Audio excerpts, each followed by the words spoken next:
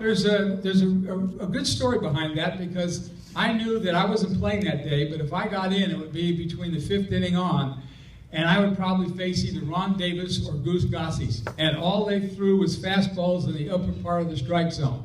So while I'm taking batting practice, all the writers are around the cage, we're taking hitting, and I said, now tell you what, guys, if I get in to pinch hit and I face Gossage, okay, or Ron Davis, I'll tell you what I'm going to do.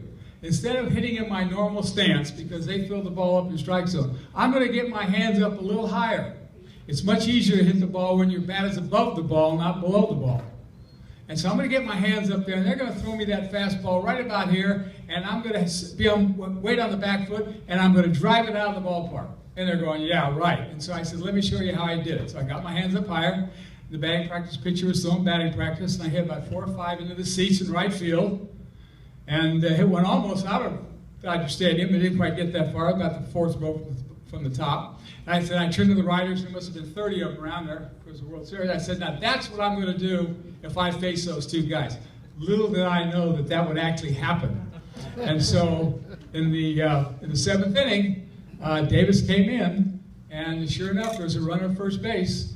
And so all I did is I got my weight on my back foot, raised my hands up high, gave me a fastball right where I thought it would be. And I took it out of the park for a 2-run homer, and now we ended up winning the game. And Steinbrenner was so upset because I had been on the Yankees prior to the Dodgers at that time, and he knew I was a fastball pitcher, so he ran into the Yankee clubhouse on the first base side, and he started screaming at the pitching coach, and he wanted to fire Ron Davis. And of course, Mel Stallmeyer said, the pitcher goes, you can't do that, you can't fire the pitcher. How can you throw down on a fastball? He's a fastball hitter, that's all he hits is fastball. He says, well, that's all Mr. Davis is, Mr. Steinbrenner. Okay? That's all he is. He said, well, you can't throw a fastball anymore, hit him. And so anyway, to make a long story short, Steinbrenner's so mad, he runs out of the clubhouse, he's really upset, he gets in an elevator with 2 Dodger fans, gets in a fight with both of them, breaks his hand, okay? Now, this all comes out later.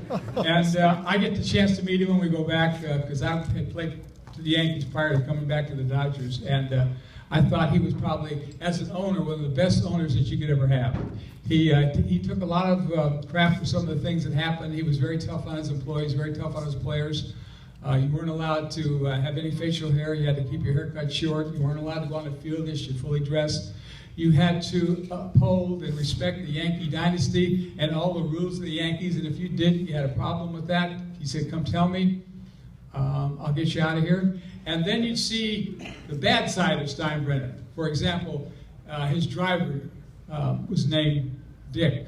And Dick was driving him to pick him up downtown LA at his hotel, driving him up to Yankee Stadium, had to be there for a 5 o'clock meeting.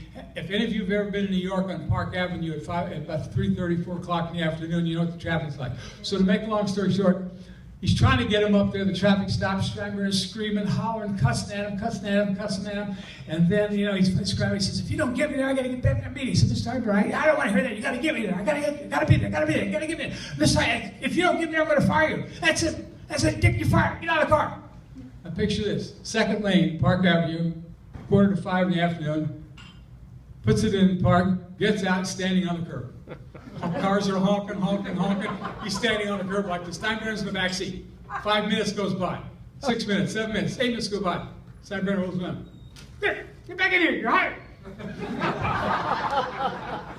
He said, Jay, it wouldn't have been so bad, but he did it to me twice. Steinbrenner had his good points and his bad points, but I'll tell you one of the good points.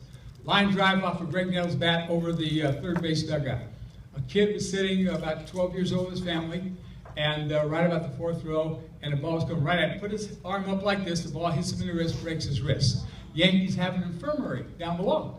So they take him down there and they put a bandage on, they have to put a cast on it, and they wrap it up, tape it up, put ice, the whole thing like that. And so Steinbrenner calls in one of the security guards and says, hey, go down and get that kid's family, bring him up to my suite. So the security goes down, and gets him to be down in the infirmary. He said, when you're finished, Mr. Steinbrenner would like to see you all up in his suite.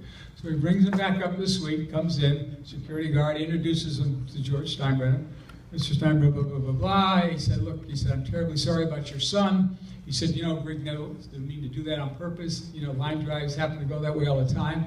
But I'll tell you what I like to do. I like to give you a $30,000 check for your son's education on one condition, that you tell me every year what his grades are, and you don't tell anybody I ever gave you this money.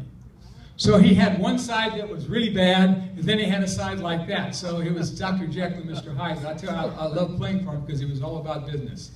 That was the home run. Give me some yes, do that. Jay, big fan. I always remember you as a clutch player and a fun player to watch. And Yeah, we did it with our steroids too. Can you believe that? Wow, think what I missed. So could you compare and contrast the caliber of today's player versus the guys you played with in general? Today's player.